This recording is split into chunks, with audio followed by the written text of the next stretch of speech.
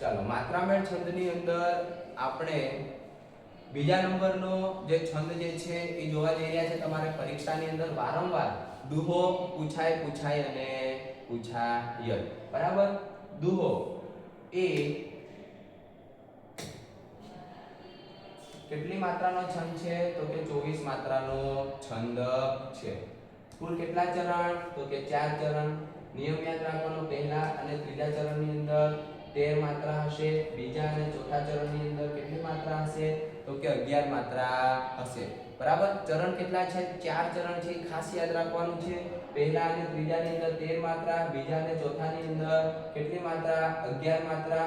આમ ટોટલ આપણે પહેલા ચરણની અંદર ગણવા જઈએ તો તમે અહીંયા ગણશો 13 ને 1 4 ને 1 2 કેટલી માત્રા થઈ જશે? તો કે 24 માત્રા થઈ જશે. જોઈએ આપણે ઉદાહરણ એટલે તમને થોડો ખ્યાલ આવી જશે.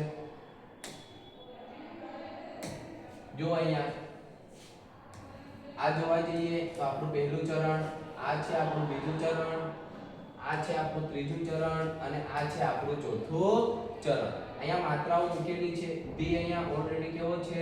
ગુરુ છે એટલે 2 માત્રા. આ લઘુ છે એટલે 1 માત્રા. આ લઘુ છે એટલે 1 માત્રા. ગુરુ ગુરુ ગુરુ છે એટલે 2 માત્રા મૂકી છે. આ લઘુ છે એટલે 1 માત્રા મૂકી છે. આ ગુરુ છે એટલે 2 માત્રા મૂકી છે. અને ટોટલ તમે ગણશો 2 3 4 5 6 7 8 9 10 11 12 અને તો કે 13 માત્રા અહીંયા થઈ રહી છે. તો આપણે જોયું તો કે પહેલા અને ત્રીજા ચરણની અંદર કેટલી માત્રાઓ થશે? તો કે 13 માત્રાઓ થશે. અને બીજા અને ચોથા ચરણની અંદર કેટલી માત્રાઓ થશે? તો કે 11 માત્રાઓ થશે. આમ 13 અને 11 તમે જોવા જશો તો કેટલી માત્રા થશે? 24 અહીંયા થશે અને 24 માત્રા નીચેના ચરણમાં થશે. આમ જો દોહરાની અંદર ટોટલ માત્રાઓ ગણવા જઈએ તો કેટલી થાય? તો કે 48 માત્રાઓ થાય. પણ જ્યારે માત્ર ને માત્ર તમને આટલી એક પંક્તિ આપેલી હશે ત્યારે કેટલી માત્રાઓ થશે? તો કે 24 માત્રાઓ થશે. એટલે આ પ્રમાણે તમે 24 માત્રા વાળો છંદ એટલે દોરો યાદ રાખી શકો છો. આપણે આગળ જોઈ લીધું 15 માત્રા વાળો છંદ કયો હતો?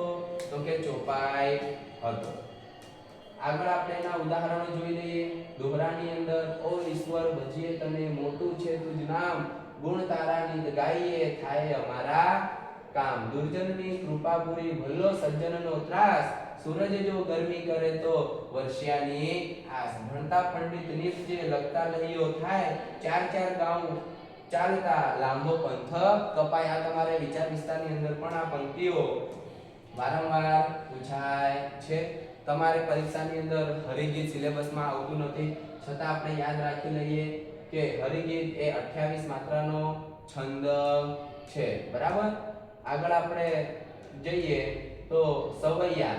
આ તમારે પરીક્ષાની અંદર ક્યારેક પૂછાઈ જાય એટલે આપણે આને યાદ રાખીશું કે સવૈયા જે છે એ 31 કે 32 અક્ષરનો માત્રાનો જે છે એ છંદ હોઈ શકે છે. એના પણ કુલ 4 ચરણ છે.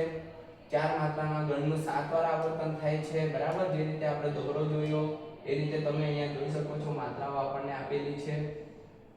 ટોટલ માત્રાઓ આપણે કેટલી થઈ જશે? તો કે 31 થઈ જશે. 31 પણ થઈ શકે છે અને 32 પણ તમારી ટોટલ માત્રાઓ થઈ શકે છે. આમ તમારે માત્રા મેળની અંદર ખાસ કરીને ચોપાઈ અને દોહરો તો તૈયાર કરી જ લેવાનો.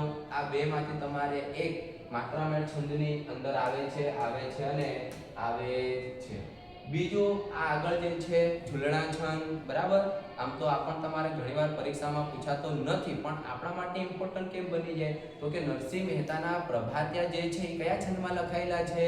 તો કે ઝૂલણા છંદની અંદર લખાયેલા છે. એટલે તમારે ખાસ આંકડો યાદ રાખવાનો કે ઝૂલણા છંદ એ કેટલી માત્રાનો છંદ છે? તો કે 37 માત્રાનો છંદ છે. બરાબર. નિરખને ગગનમાં કોણ ઘૂમી રહ્યો, તેજ હું શબ્દ બોલે. તો આ પંક્તિ પણ જે છે એ કોની છે? તો કે નરસિંહ મહેતાની છે. જેથી તમે નરસિંહ મહેતાના જે પ્રભાત્યા જે છે ઝૂલણા છંદમાં લખાયેલા છે.